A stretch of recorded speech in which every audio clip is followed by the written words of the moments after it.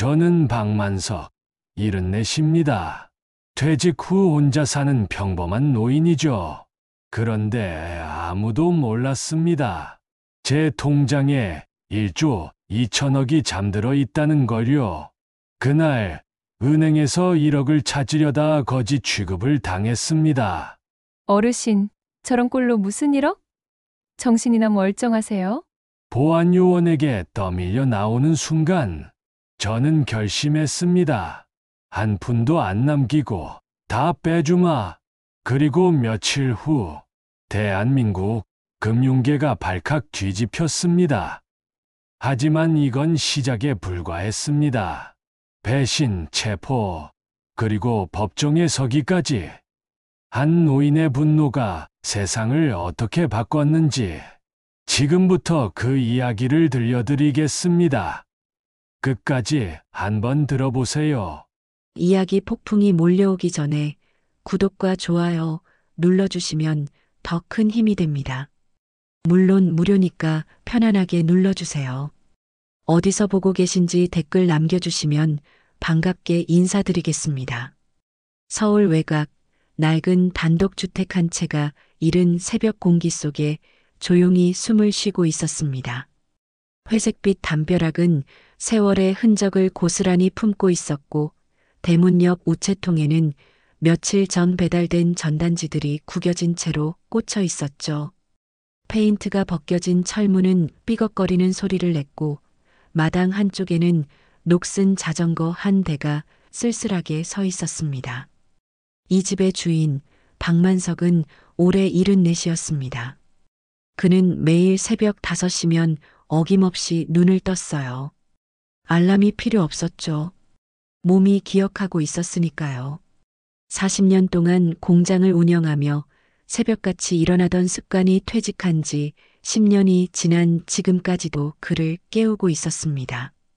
천장을 바라보며 잠시 멍하니 있던 만석은 천천히 몸을 일으켰어요.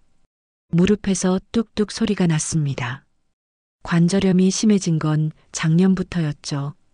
병원에 가라는 말을 들었지만 귀찮았습니다. 어차피 나이 들면 다들 아픈 거라고 생각했으니까요. 만석은 낡은 이불을 정갈하게 개어 올리고 구겨진 잠옷 차림 그대로 부엌으로 향했습니다. 슬리퍼를 질질 끌며 걷는 소리만이 집안에 울렸어요. 부엌 창문 너머로 희미한 새벽빛이 스며들고 있었습니다. 냉장고 문을 열자 덩그러니 놓인 보리차 주전자 하나가 보였어요. 김치 몇 조각, 반찬통 2-어 개가 전부였습니다. 그는 유리컵에 차를 따랐습니다. 김이 나지 않는 식은 보리차였죠. 아무도 데워달라고 부탁할 사람이 없었으니까요. 데우는 것도 귀찮았고 익숙해지면 괜찮았습니다. 그는 컵을 들고 거실로 걸어가 낡은 소파에 앉았습니다. 소파 가죽은 여기저기 갈라져 있었고 스펀지가 비어져 나온 부분도 있었어요. 하지만 만석은 개의치 않았습니다. 이 소파에 앉아 40년을 살았으니까요. 탁자 위엔 어제 읽다 만 신문이 펼쳐져 있었어요. 만석은 돋보기를 쓰고 신문을 천천히 넘기며 기사 하나하나를 읽었습니다. 경제면, 사회면, 부고랑까지 꼼꼼히 읽었죠. 세상이 어떻게 돌아가는지 알아야 한다고 생각했습니다. 비록 그 세상이 자신과는 점점 멀어지고 있다는 걸 느끼면서도요. 거실 한쪽 선반 위에는 작은 나무 상자가 놓여 있었습니다. 만석은 신문을 내려놓고 그 상자를 조심스럽게 열었어요. 안에는 금도장 하나가 들어 있었습니다. 40년 동안 공장에서 사용했던 인감이었죠. 도장 표면에는 세월의 때가 묻어 있었고 그의 이름이 새겨진 글씨는 반쯤 닳아 있었습니다. 만석은 도장을 손바닥에 올려놓고 한참을 들여다봤어요. 이 작은 도장 하나에 얼마나 많은 사람들의 생계가 달려 있었는지, 얼마나 많은 서류에 찍혔는지 생각하니 가슴 한편이 먹먹해졌습니다.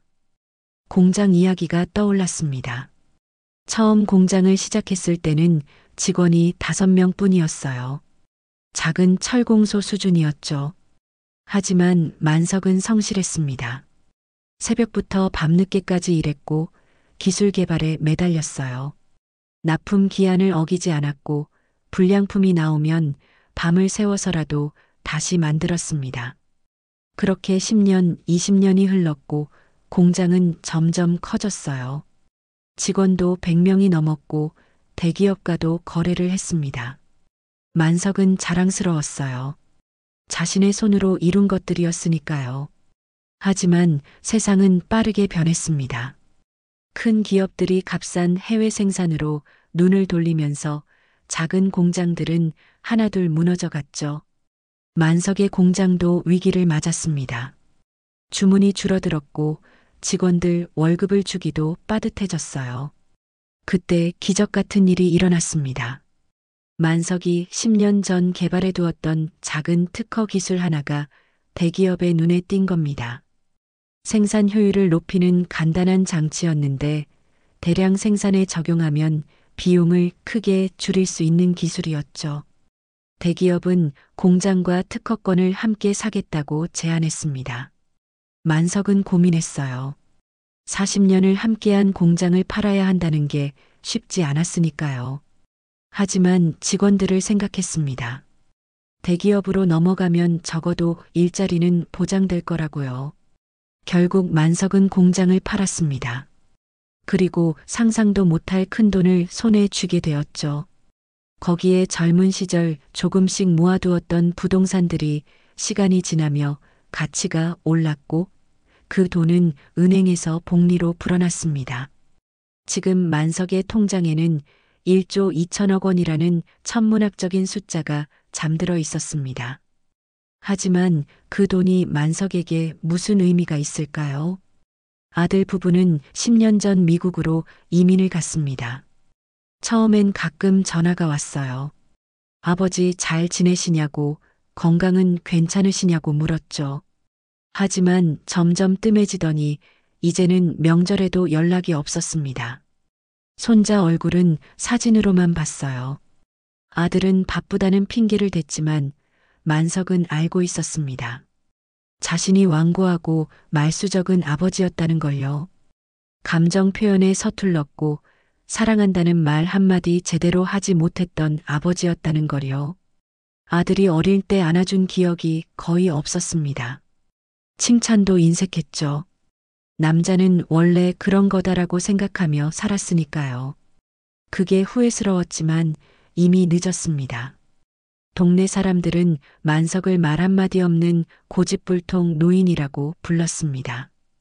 인사를 해도 고개만 까딱할 뿐이었고 동네 행사에도 참여하지 않았으니까요. 경로당에 나오라는 권유도 여러 번 받았지만 거절했어요. 사람들과 어울리는 게 불편했습니다. 무슨 말을 해야 할지 몰랐고 그저 혼자 있는 게 편했죠. 사람들은 그를 가난하고 외로운 노인으로 여겼습니다. 낡은 옷을 입고 낡은 집에서 혼자 사는 모습을 보면 그렇게 생각할 수밖에 없었죠. 하지만 아무도 몰랐습니다. 그의 통장 속 숫자를요. 그리고 그가 돈보다 더 간절히 원하는 게 무엇인지도요. 만석이 원했던 건 단순했습니다. 누군가와 밥을 나눠 먹고 이야기를 나누고 웃을 수 있는 시간이었어요. 따뜻한 말 한마디, 진심 어린 눈빛 하나면 충분했습니다. 돈으로는 살 수 없는 것들이었죠. 그는 매일 아침 식은 보리차를 마시며 생각했습니다. 이 많은 돈이 대체 무슨 소용일까? 나를 알아봐주는 사람 하나 없는데. 창밖을 바라보니 동네 아이들이 학교 가는 모습이 보였습니다. 제잘거리며 웃는 소리가 들렸어요. 만석은 잠시 그 모습을 바라보다가 시선을 거뒀습니다. 그렇게 또 하루가 시작되었습니다. 그날도 만석은 평소처럼 검은 베레모를 눌렀었습니다. 거울을 보니 낡은 점퍼에 바랜 면바지 차림이 초라해 보였지만 신경 쓰지 않았어요.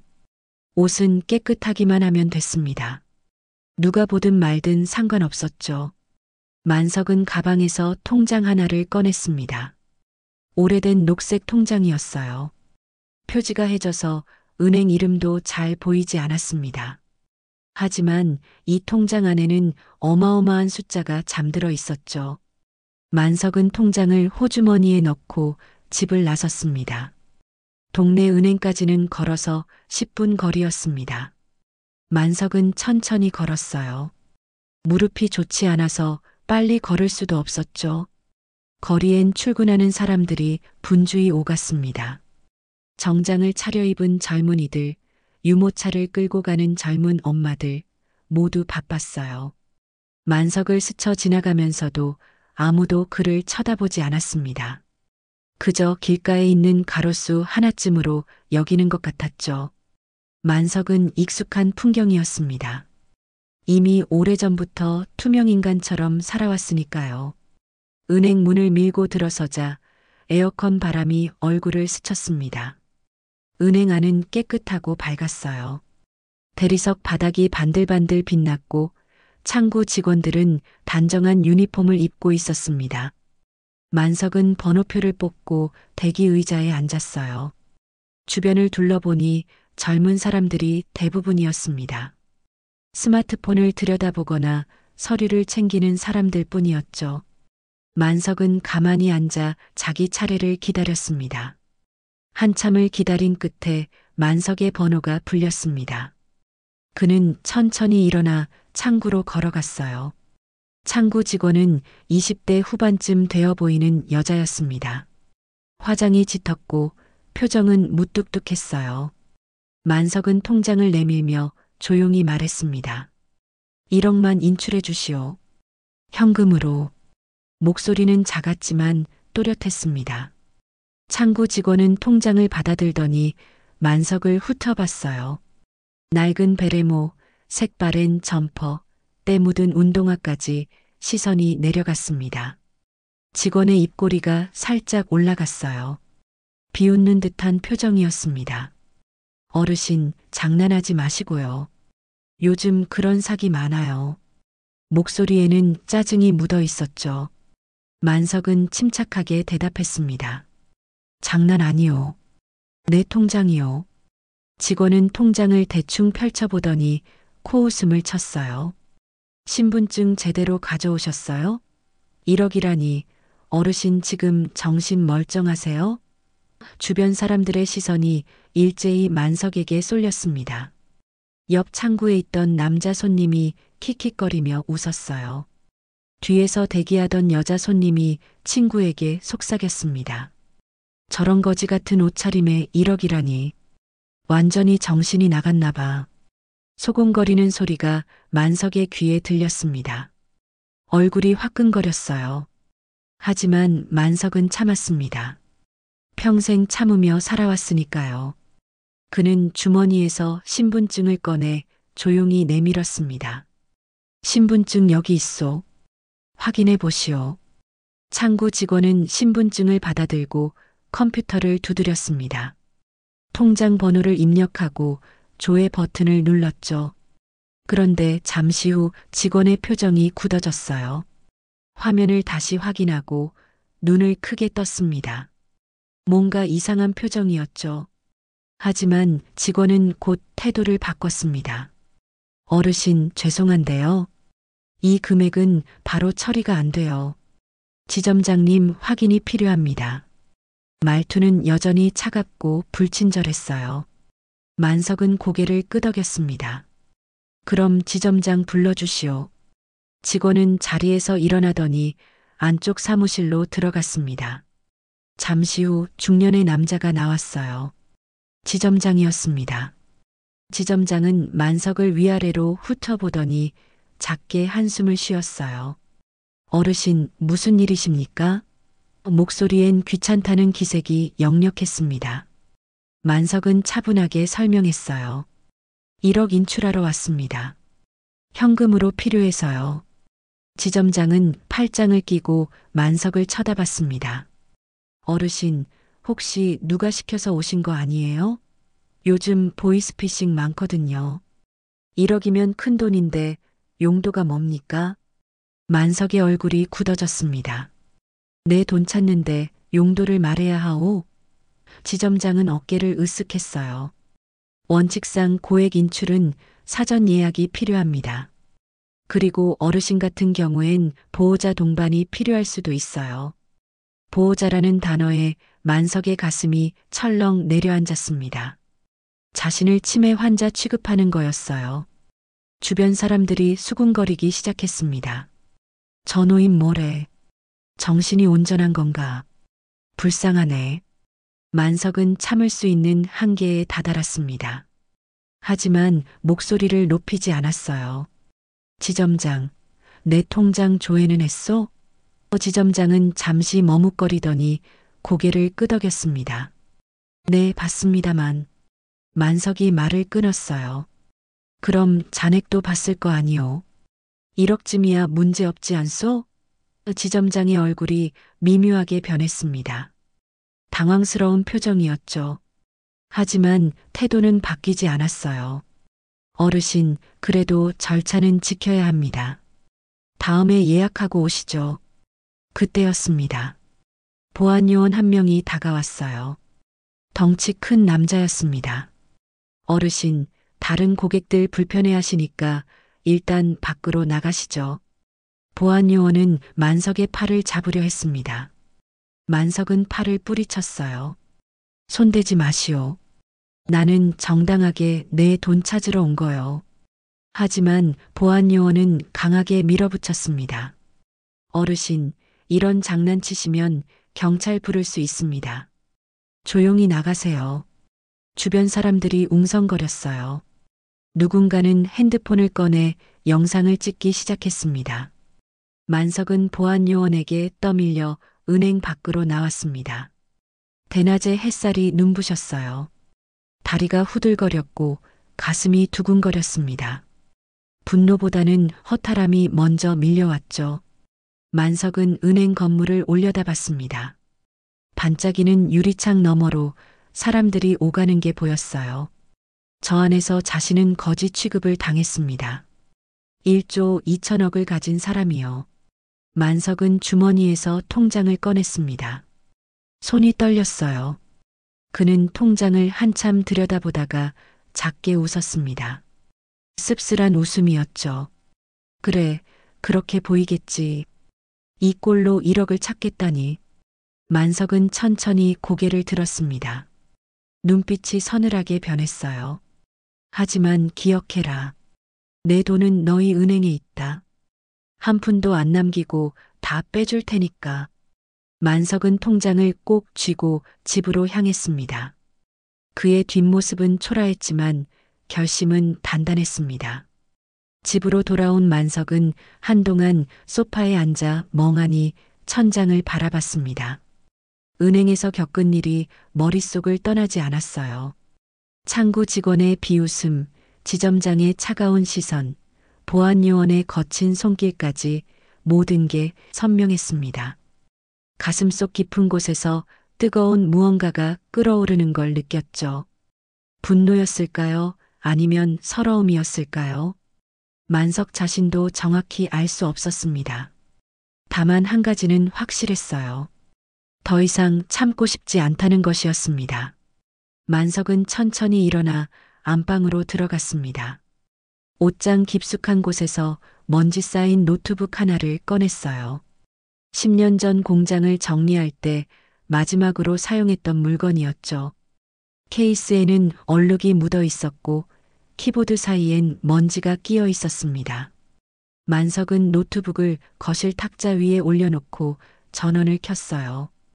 오래된 기계라서 부팅되는 데만 한참이 걸렸습니다. 화면이 깜빡이다가 마침내 바탕화면이 나타났죠. 만석은 서랍에서 낡은 수첩 하나를 꺼냈습니다. 공장을 운영할 때 적어두었던 연락처들이 빼곡히 적혀 있었어요. 변호사, 회계사, 재무팀장 이름들이 보였습니다. 만석은 수첩을 넘기다가 한 이름에서 손을 멈췄어요. 최성호. 그는 공장 재무팀장으로 10년 넘게 일했던 사람이었습니다. 똑똑하고 꼼꼼했죠. 공장을 매각할 때도 최성호가 모든 서류를 처리해 줬습니다. 만석은 핸드폰을 꺼내 최성호의 번호를 눌렀어요. 신호음이 몇 번 울린 후 전화가 연결됐습니다. 여보세요? 익숙한 목소리였어요. 나 박만석이요. 잠시 침묵이 흘렀습니다. 사장님? 정말 오랜만이십니다. 어쩐 일이세요? 최성호의 목소리엔 놀라움이 묻어 있었죠. 만석은 간단히 말했습니다. 만나서 얘기하고 싶소. 중요한 일이니 시간 좀 내주시오. 최성호는 잠시 망설이더니 대답했어요. 알겠습니다. 내일 오후에 뵙죠. 장소는 문자 드리겠습니다. 다음 날 오후 만석은 서울 시내의 한 카페에서 최성호를 만났습니다. 최성호는 예전과 달리 깔끔한 정장을 입고 나타났어요. 머리도 말끔히 정돈되어 있었고 얼굴에는 자신감이 넘쳤습니다. 사장님, 정말 오랜만입니다. 그동안 어떻게 지내셨어요? 최성호가 먼저 인사를 건넸습니다. 만석은 고개를 끄덕이며 자리에 앉았어요. 잘 지냈소. 자네는 어떻게 지내나? 최성호는 웃으며 대답했습니다. 저는 이제 금융 컨설팅 쪽에서 일하고 있습니다. 덕분에 잘 지내고 있어요. 만석은 커피를 한 모금 마시고 천천히 입을 열었습니다. 자네에게 부탁할 게 있소. 최성호는 진지한 표정으로 귀를 기울였어요. 말씀하세요. 만석은 잠시 망설이다가 말했습니다. 내 모든 돈을 은행에서 빼고 싶소. 전부 다. 최성호의 눈이 커졌어요. 전부요? 사장님, 그게 무슨 말씀이세요? 만석은 차분하게 설명했습니다. 내 돈이 어디에 얼마나 있는지 자네가 제일 잘 알 거 아니오. 은행 예금, 펀드, 부동산, 해외 계좌까지 전부 정리하고 싶소. 최성호는 잠시 말을 잇지 못했습니다. 손가락으로 탁자를 톡톡 두드리며 생각에 잠겼죠.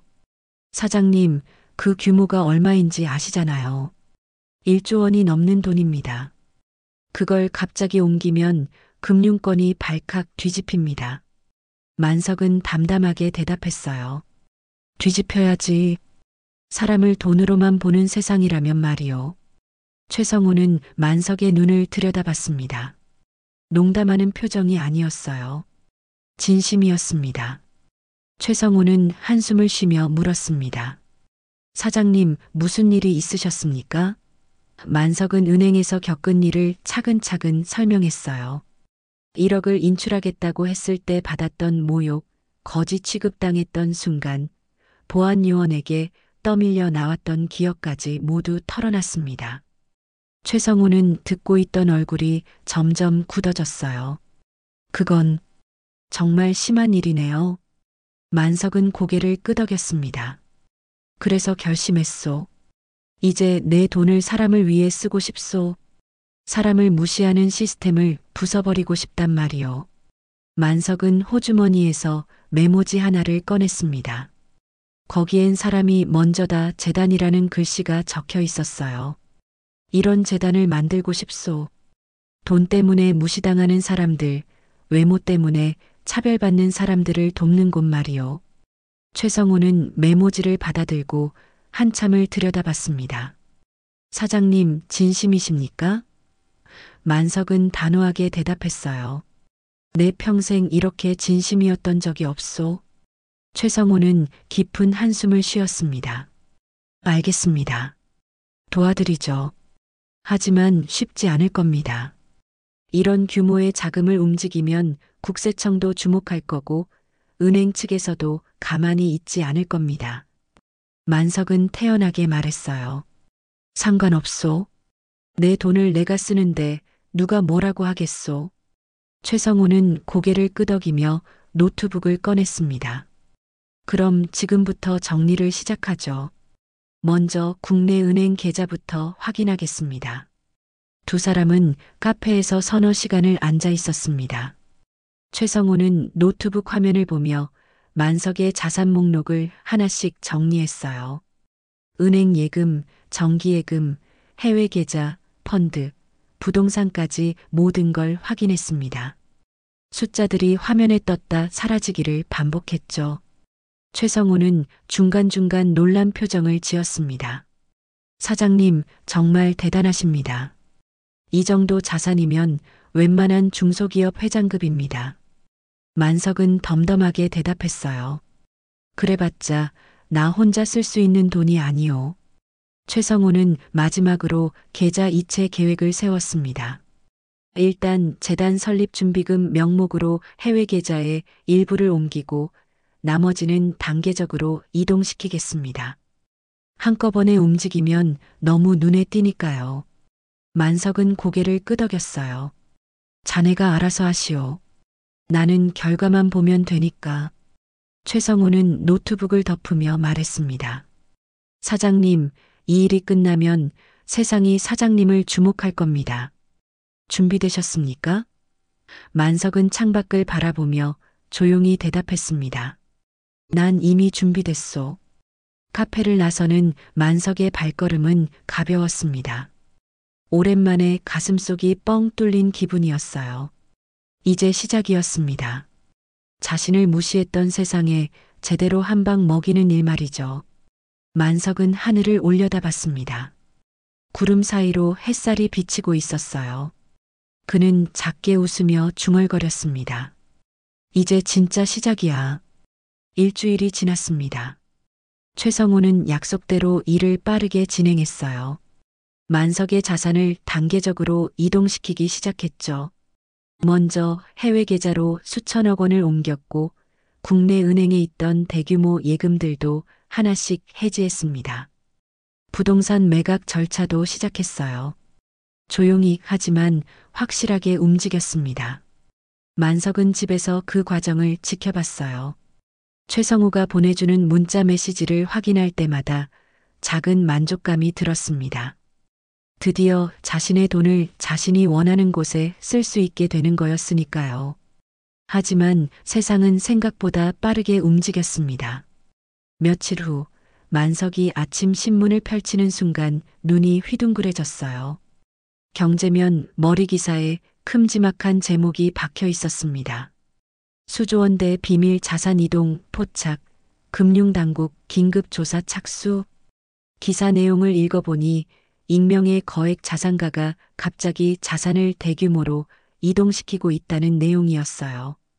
국세청과 금융감독원이 자금 세탁 가능성을 염두에 두고 수사에 착수했다는 거였습니다. 기사 말미엔 흐릿한 사진 한 장이 실려 있었어요.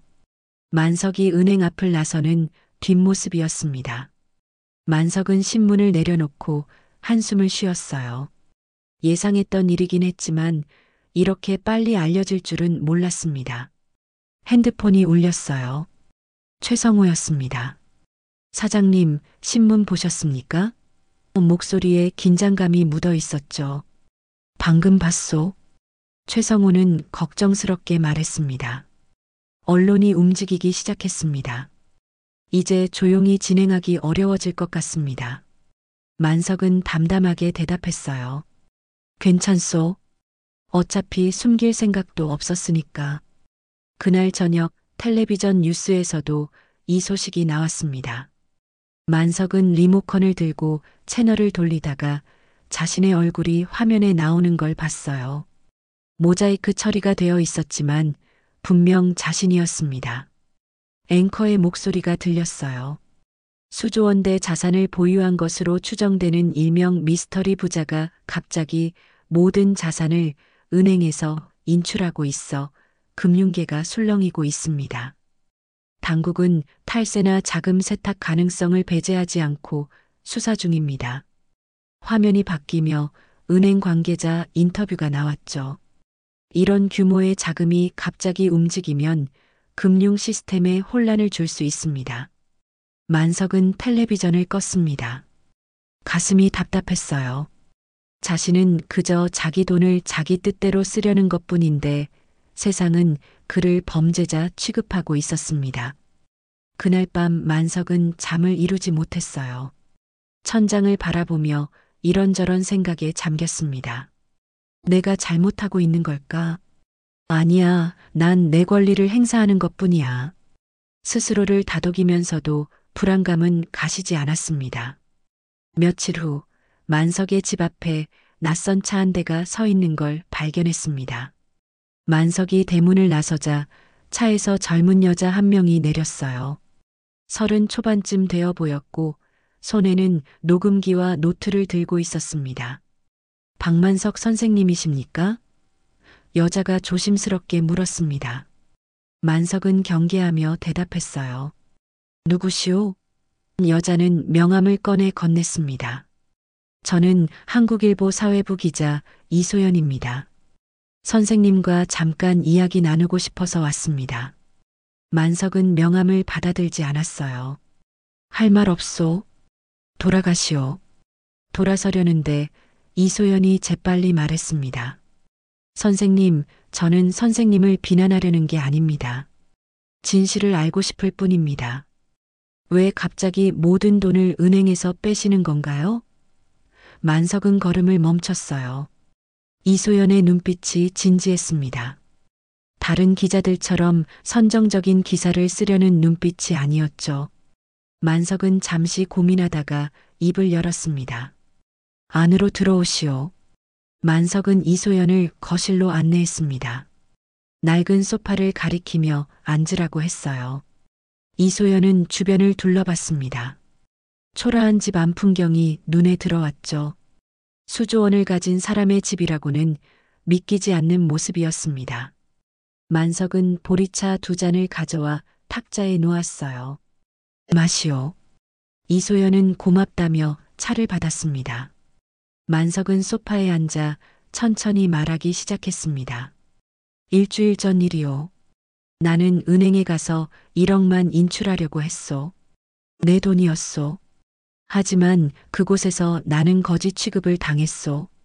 만석은 그날의 일을 자세히 설명했어요. 창구 직원의 비웃음, 지점장의 무시, 보안 요원에게 떠밀려 나왔던 순간까지 모두 이야기했습니다. 이소연은 녹음기를 켜고 메모를 하며 경청했어요. 그래서 결심했소. 돈이 사람을 무시하게 만든다면 난 그 돈을 사람을 위해 쓰겠다고 말이요. 만석은 재단 설립 계획에 대해서도 이야기했습니다. 사람이 먼저 다 재단을 만들어서 돈 때문에, 외모 때문에, 나이 때문에 차별받는 사람들을 돕고 싶다고 했죠. 이소연은 만석의 이야기를 듣는 내내 고개를 끄덕였습니다. 선생님, 정말 대단하십니다. 그런 일을 당하고도 복수가 아니라 사랑을 선택하신 거잖아요. 만석은 고개를 저었어요. 사랑은 아니요. 그냥 세상이 조금이라도 나아졌으면 하는 바람일 뿐이요. 이소연은 만석의 눈을 똑바로 바라봤습니다. 선생님, 제가 이 이야기를 기사로 쓰면 여론이 바뀔 수 있습니다. 하지만 동시에 선생님께 더 큰 관심이 쏠릴 수도 있어요. 괜찮으시겠습니까? 만석은 잠시 생각하더니 대답했어요. 괜찮소. 어차피 이미 시작된 일이요. 진실이 알려지는 게 나쁠 건 없지 않겠소. 이소연은 고개를 끄덕이며 일어났습니다. 알겠습니다. 선생님의 이야기를 제대로 전하겠습니다. 이소연이 떠난 후 만석은 창밖을 바라봤습니다. 하늘이 어두워지고 있었어요. 가로등이 하나둘 켜지기 시작했습니다. 만석은 가슴속 깊은 곳에서 묘한 감정이 올라오는 걸 느꼈어요. 두려움일까요? 아니면 기대일까요? 잘 모르겠었습니다. 하지만 한 가지는 확실했어요. 이제 되돌아갈 수 없다는 것이었습니다. 만석은 작게 중얼거렸습니다. 이제 세상이 뭐라고 하든 상관없어. 내 길을 가는 거야. 이소연의 기사가 나간 지 사흘이 지났습니다. 만석은 평소처럼 아침 신문을 펼쳤어요. 하지만 오늘따라 신문을 읽는 손이 떨렸습니다. 이소연이 쓴 기사가 실렸기 때문이었죠. 수조원 자산가의 고백, 은행에서 거지 취급당했다라는 제목이 눈에 들어왔어요. 기사는 만석의 이야기를 담담하게 전하고 있었습니다. 은행에서 겪은 모욕, 재단 설립 계획, 그리고 사람을 먼저 생각하는 세상을 만들고 싶다는 그의 바람까지요. 만석은 기사를 천천히 읽어 내려갔습니다. 이소연은 약속대로 진실을 있는 그대로 썼어요.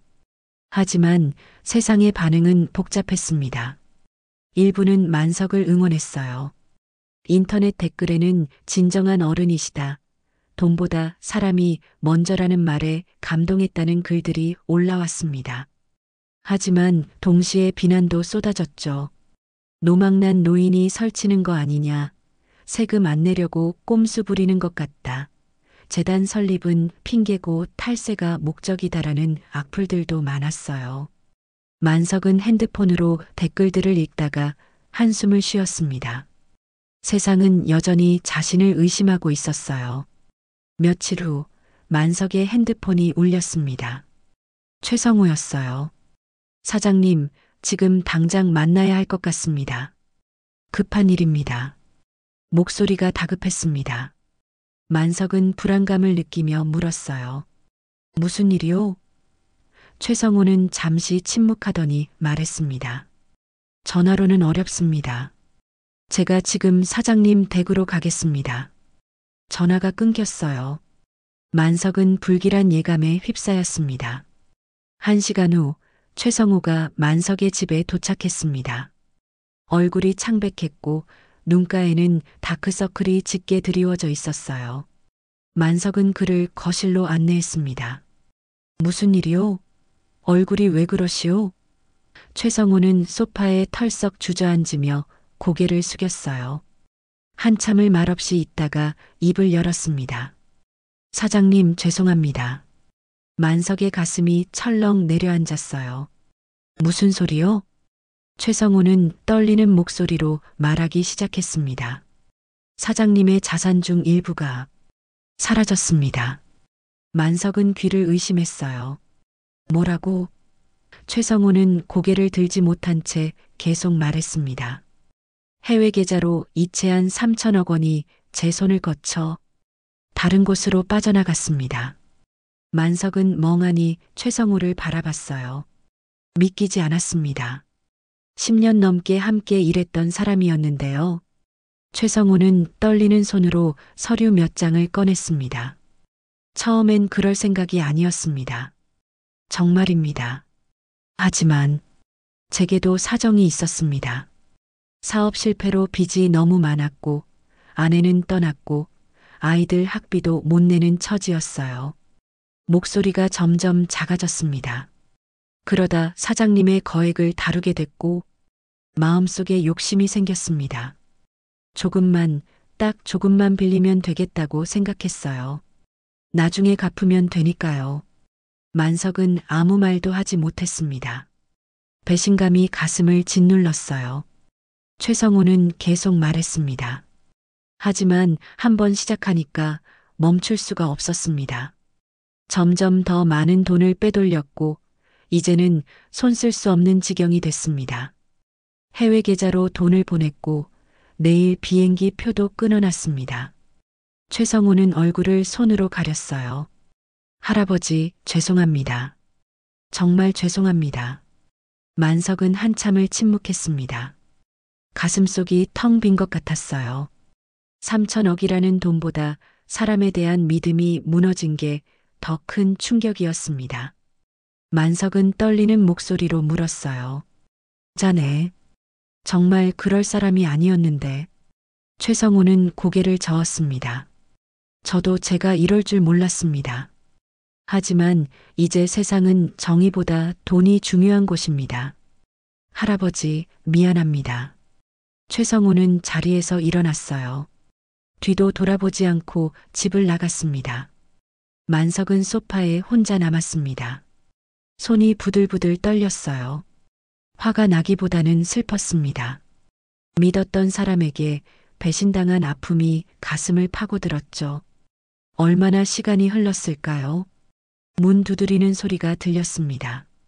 만석은 힘없이 일어나 문을 열었어요. 경찰관 2명이 서 있었습니다. 박만석 씨 맞으십니까? 만석은 고개를 끄덕였어요. 네, 그렇습니다만. 경찰관이 영장을 꺼내 보였습니다.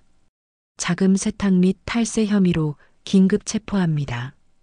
동행해 주시죠. 만석은 어이가 없었어요. 무슨 말씀이십니까? 내가 왜? 경찰관은 차갑게 대답했습니다. 해명은 조사실에서 하십시오. 지금은 따라오셔야 합니다. 만석은 저항할 힘도 없었어요. 경찰차에 오르면서 주변을 둘러봤습니다. 이웃 사람들이 창문 너머로 구경하고 있었어요. 수군거리는 소리가 들렸습니다. 저 노인 결국 잡혔네. 그럴 줄 알았어.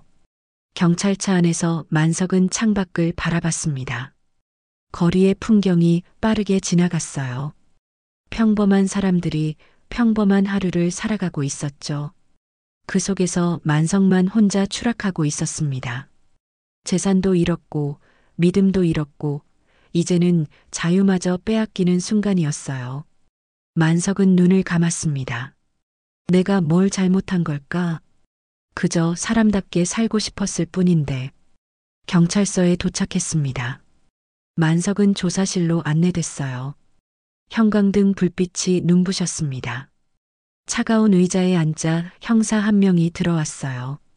박만석 씨, 지금부터 조사를 시작하겠습니다. 왜 갑자기 거액의 자산을 이동시켰습니까? 만석은 차분하게 대답했어요. 재단을 만들려고 했습니다. 형사는 비웃듯 말했습니다. 재단이요? 탈세 수단 아닙니까? 만석은 고개를 저었어요. 아닙니다. 진짜 사람을 돕고 싶었습니다. 조사는 밤늦게까지 이어졌습니다. 같은 질문이 반복됐고 만석은 같은 대답을 되풀이했어요. 지쳐갔습니다. 새벽녘이 되어서야 조사가 끝났고 만석은 유치장으로 옮겨졌습니다. 차가운 바닥에 누워 천장을 바라봤어요. 형광등이 윙윙거리는 소리만 들렸습니다. 만석은 중얼거렸어요. 나는 틀렸던 걸까? 아니면 세상이 너무 아팠던 걸까? 대답은 없었습니다. 그저 어둠만이 만석을 감쌌을 뿐이었습니다. 구치소 생활이 시작됐습니다. 만석은 좁은 독방에 홀로 갇혔어요. 창문은 손바닥만 했고 햇빛도 제대로 들어오지 않았습니다. 시간이 어떻게 흘러가는지 감각이 무뎌졌죠. 아침이 오면 차가운 밥이 나왔고 저녁이 되면 형광등이 꺼졌습니다. 그게 전부였어요. 만석은 하루 종일 침대에 누워 천장을 바라봤습니다. 생각할 시간만 많았죠. 최성호의 배신, 경찰의 체포, 세상의 비난까지 모든 게 머릿속을 맴돌았습니다. 며칠이 지나자 면회 신청이 들어왔습니다. 만석은 누가 올까 궁금했어요. 아들일까요? 아니면 최성호가 양심의 가책을 느끼고 찾아온 걸까요? 면회실로 나가자 유리창 너머로 이소연이 앉아 있었습니다. 만석은 놀랐어요. 기자가 왜 찾아왔을까요? 이소연은 수화기를 들고 만석을 바라봤습니다. 만석도 수화기를 들었어요. 왜 오셨소?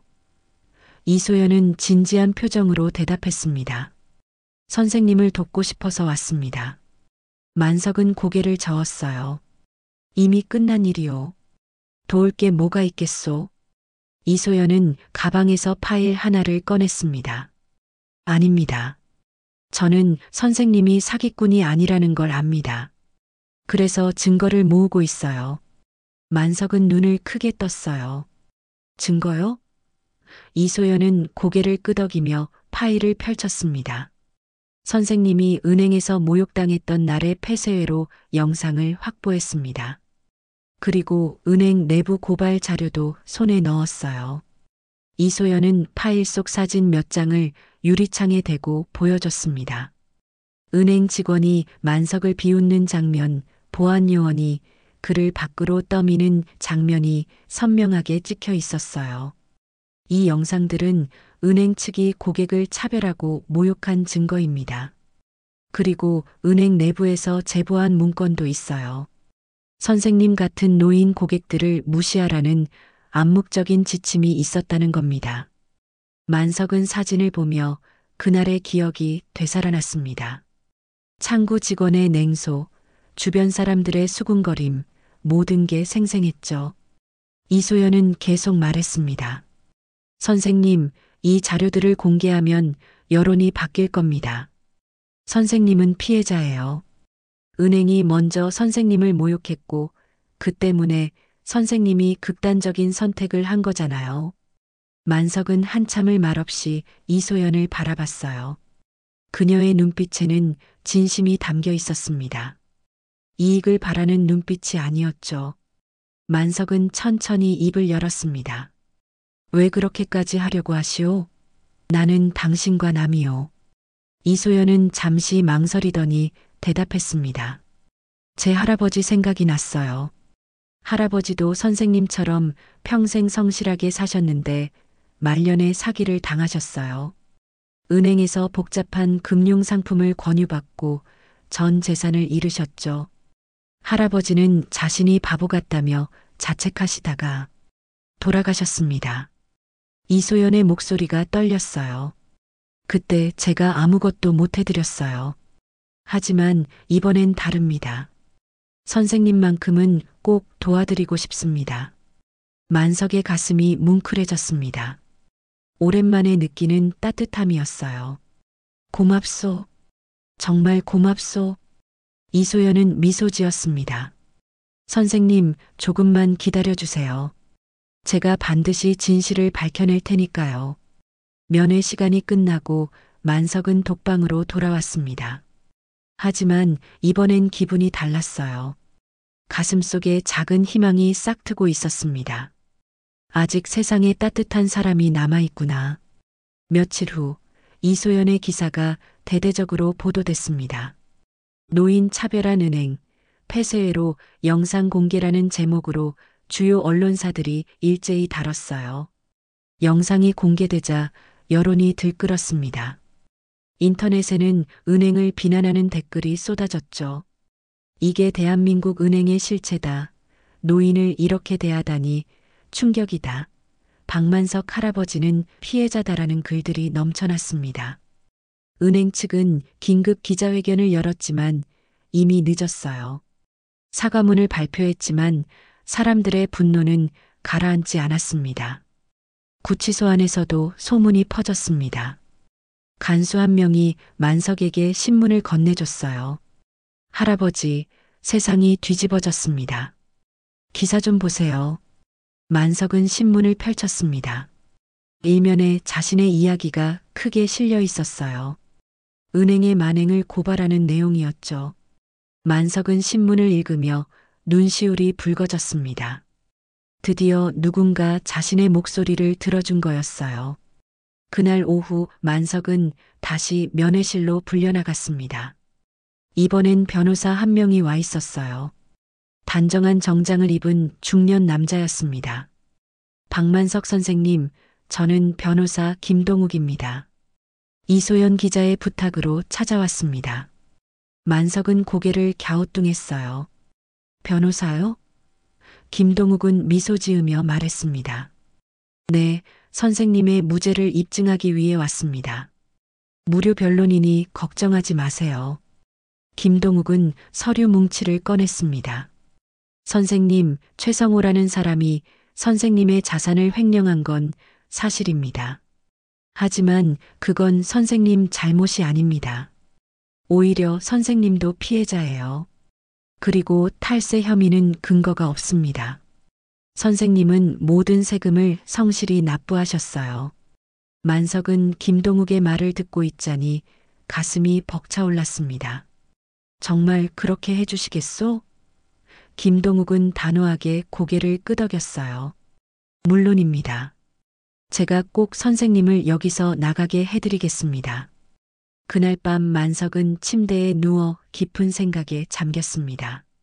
세상은 여전히 차갑고 냉혹했지만 이소연과 김동욱 같은 사람들이 있다는 게 위안이 됐어요. 만석은 작게 중얼거렸습니다. 젊은 세대가 아직 남아 있었구나. 희망이 있구나. 창밖으로 달빛이 희미하게 스며들었습니다. 만석은 눈을 감았어요. 오랜만에 편안한 잠이 찾아왔습니다. 꿈속에서 만석은 웃고 있었어요.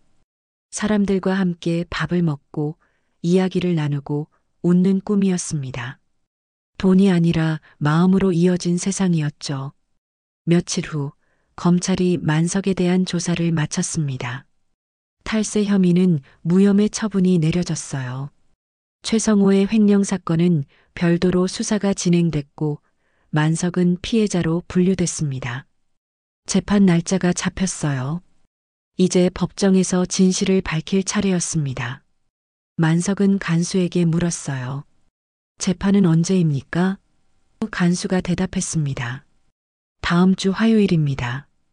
준비 잘하세요, 할아버지. 재판 당일 아침 만석은 일찍 눈을 떴습니다. 가슴이 두근거렸어요. 오늘이 모든 것이 결정되는 날이었으니까요. 간수가 독방문을 열었습니다. 할아버지, 준비하세요. 법정 갈 시간입니다. 만석은 천천히 일어나 옷을 정돈했어요. 거울을 보니 수염이 많이 자란 얼굴이 비쳤습니다. 하지만 눈빛만은 흐려지지 않았죠.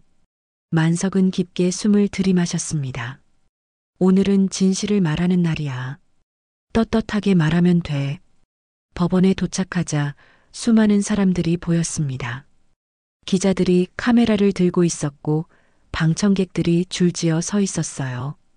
만석이 호송차에서 내리자 플래시가 터졌습니다. 박만석 씨, 한 말씀 해주세요. 은행을 용서하실 겁니까? 기자들의 질문이 쏟아졌지만 만석은 아무 대답도 하지 않았어요. 그저 고개를 숙이고 법정으로 향했습니다. 복도를 걷는 동안 만석은 주변을 둘러봤습니다. 낯선 얼굴들이 자신을 바라보고 있었죠. 어떤 사람은 동정 어린 눈빛이었고 어떤 사람은 여전히 의심하는 표정이었습니다. 법정 문이 열렸습니다. 만석은 피고인석에 앉았어요.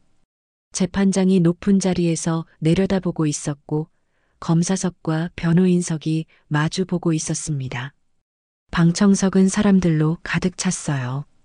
만석은 방청석을 훑어봤습니다. 이소연이 앞줄에 앉아 있었어요. 그녀는 만석과 눈이 마주치자 작게 고개를 끄덕였습니다. 격려의 표시였죠. 만석도 고개를 끄덕이며 답했습니다. 재판장이 망치를 두드렸습니다. 지금부터 재판을 시작하겠습니다. 법정이 조용해졌어요.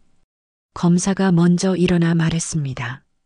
피고인 박만석은 거액의 자산을 갑자기 이동시키며 금융 시스템에 혼란을 야기했습니다. 비록 탈세 혐의는 무혐의로 밝혀졌지만 사회적 물의를 일으킨 책임은 분명합니다. 검사의 목소리는 차갑고 단호했습니다. 만석은 검사의 말을 듣고 있자니 억울함이 치밀었어요. 하지만 참았습니다.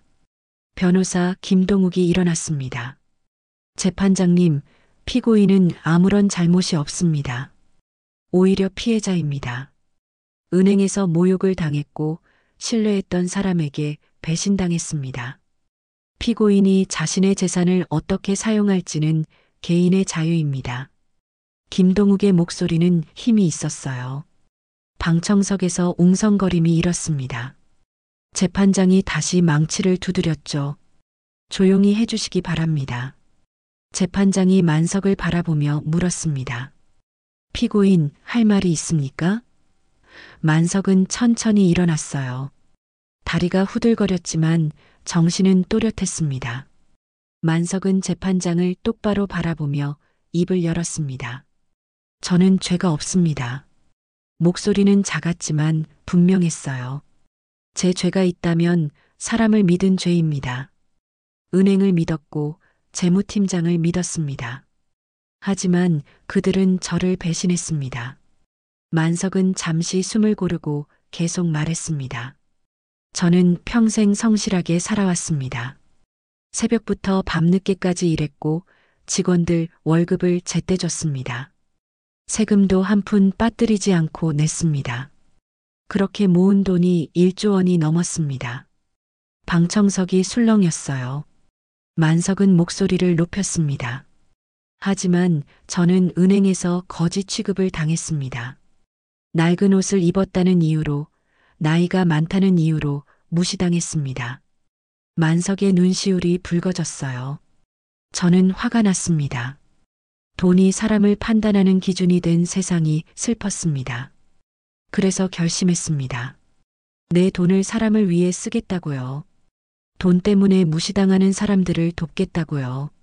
만석은 잠시 말을 멈추고 방청석을 둘러봤습니다. 사람들이 숨죽이며 듣고 있었어요.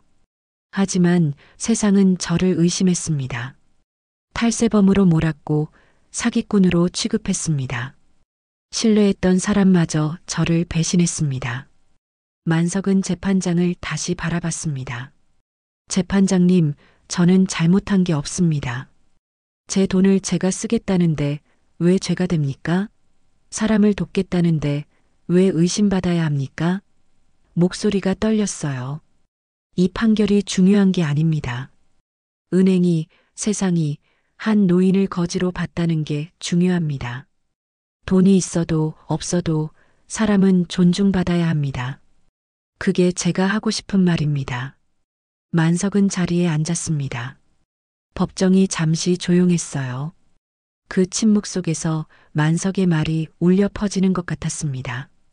방청석에서 누군가 훌쩍이는 소리가 들렸죠. 재판장은 표정을 감추고 서류를 넘겼습니다. 증거 자료를 제출해 주시기 바랍니다. 김동욱이 일어나 폐쇄회로 영상을 제출했어요. 재판장님, 이것은 은행에서 피고인이 모욕당한 장면입니다. 대형 스크린에 영상이 재생됐습니다. 만석이 창구에서 1억 인출을 요청하는 장면, 직원이 비웃는 장면, 보안 요원이 그를 밖으로 떠미는 장면이 선명하게 나왔어요. 방청석에서 탄식이 터졌습니다. 어떻게 저럴 수가. 노인을 저렇게 대하다니. 사람들의 분노가 느껴졌습니다. 재판장도 미간을 찌푸렸어요. 검사는 말없이 고개를 숙였습니다. 김동욱이 말했습니다. 재판장님, 이것이 피고인이 극단적인 행동을 할 수밖에 없었던 이유입니다. 은행이 먼저 인간의 존엄성을 짓밟았습니다. 재판장은 영상을 다시 한번 확인했어요. 그리고 만석을 바라봤습니다. 피고인, 이 영상이 사실입니까? 만석은 고개를 끄덕였어요. 네, 사실입니다. 그날의 모욕은 평생 잊을 수 없습니다. 재판장은 잠시 생각에 잠겼습니다. 법정이 숨죽인 채 그의 입을 지켜봤어요. 재판장이 망치를 들어 올렸습니다. 피고인 박만석에게 무죄를 선고합니다. 방청석에서 박수가 터져 나왔습니다. 사람들이 환호했어요. 만석은 그 순간 눈물이 흘러내렸습니다. 억울함이 풀린 순간이었죠. 이소연도 눈물을 닦으며 박수를 쳤습니다. 재판장이 계속 말했습니다. 다만 피고인에게 한 말씀 드립니다. 이 판결은 피고인의 무죄를 인정하는 것이지만 더 중요한 것은 우리 사회가 돈이 아닌 사람을 먼저 봐야 한다는 교훈입니다. 피고인의 용기에 경의를 표합니다. 재판장이 망치를 내려쳤어요. 패정. 법정이 끝났습니다. 만석은 자리에서 일어나 깊게 숨을 내쉬었습니다. 드디어 끝났어요. 긴 싸움이 끝난 거였습니다. 만석은 방청석의 이소연을 바라보며 고개를 숙여 인사했습니다. 고맙다는 마음을 담아서요. 재판이 끝나고 석 달이 흘렀습니다. 계절은 어느새 가을에서 겨울로 접어들고 있었어요. 만석은 집으로 돌아온 후 조용한 나날을 보냈습니다. 구치소에서 보낸 시간이 그를 많이 지치게 했지만 동시에 많은 걸 깨닫게 해줬죠. 사람의 소중함, 진실의 힘, 그리고 포기하지 않는 용기에 대해서요. 만석은 매일 아침 식은 보리차를 마시며 창밖을 바라봤습니다. 예전과 같은 풍경이었지만 이제는 다르게 느껴졌어요. 세상이 조금은 따뜻해 보였습니다. 어느 날 오후 만석의 집 초인종이 울렸습니다. 문을 열자 이소연이 서 있었어요. 손에는 두툼한 서류 봉투를 들고 있었습니다. 선생님, 안녕하세요. 좋은 소식이 있어서 왔어요. 이소연의 얼굴에는 환한 미소가 번졌습니다. 만석은 그녀를 반갑게 맞아들였어요. 어서 오시오. 무슨 소식이요? 거실로 들어온 이소연은 봉투를 탁자 위에 올려놓았습니다. 사람이 먼저다 재단이 정식으로 설립 승인을 받았어요. 만석은 놀라서 봉투를 열어봤습니다. 안에는 재단 설립 허가증과 각종 서류들이 들어 있었어요. 사람이 먼저다 재단이라는 이름이 선명하게 찍혀 있었습니다. 만석의 손이 떨렸어요. 정말로 된 거요? 이소연은 고개를 끄덕였습니다. 네, 최성우가 빼돌렸던 돈도 대부분 회수했어요. 해외 도피 중이던 그가 결국 잡혔거든요. 돈은 선생님께 돌아왔고 그 돈으로 재단을 설립한 겁니다. 만석은 서류를 한참 들여다봤습니다. 눈시울이 붉어졌어요. 고맙소. 정말 고맙소. 이소연은 미소 지으며 말했습니다. 선생님이 하신 일이에요. 저는 그저 도왔을 뿐입니다. 만석은 고개를 저었어요. 아니요. 당신이 없었다면 여기까지 오지 못했을 거요. 진심으로 감사하오. 두 사람은 잠시 말없이 앉아 있었습니다. 창밖으로 겨울 햇살이 따스하게 비쳐들었어요. 이소연이 가방에서 또 다른 서류를 꺼냈습니다. 그리고 이것도 보세요. 재단의 첫 프로젝트 계획서예요. 만석은 서류를 받아 읽기 시작했습니다. 노인인권은행 설립 계획이라는 제목이 눈에 들어왔어요. 내용을 읽어보니 은행에서 차별받지 않고 존중받을 수 있는 금융 시스템을 만드는 프로젝트였습니다. 노인 전용 창구, 친절 교육 프로그램, 금융 사기 예방 시스템까지 세세하게 계획되어 있었죠. 만석은 감탄하며 말했습니다. 이거 정말 훌륭한 계획이요. 이소연은 자랑스러운 표정으로 말했습니다. 이 프로젝트를 시작하면 많은 노인분들이 도움을 받으실 거예요.